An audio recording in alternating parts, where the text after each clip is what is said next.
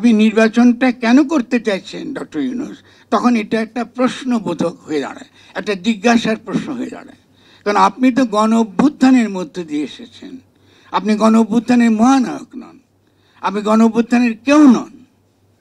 আমি আবারও বলছি, এখানে ভুল বুঝার কোনো অপশন নাই। তিনি গণ অভ্যুত্থানের কেউ নয়। এখানে যারা বসে আছে তারা অনেকে সরাসরি গণ অভ্যুত্থানের রাস্তায় বুলেটের সামনে বুক পুঁতে দিয়েছে। গণ অভ্যুত্থানের কর্তা সত্ত্ব হচ্ছে জনগণ। আমরা দেখেছি সেখানে শিবির ছিল, সেখানে সেকুলার লোকজন ছিল, বামপন্থীরা ছিল, এমনকি যে তরুণ বহু ছাত্ররা যাদেরকে আপনারা বৈষম্য বিরোধী ছাত্র আন্দোলনের নেতা বলছেন তারাও ছিল।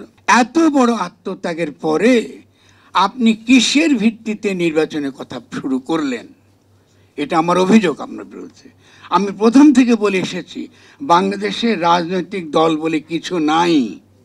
আমাকে প্রমাণ করুন রাজনৈতিক দল বলে কিছু আছে। রাজনৈতিক দল মানে তারা জনগণের সেবা করে, রাষ্ট্রকে জাতিকে তারা পথ দেখায়, নতুন কথা বলে।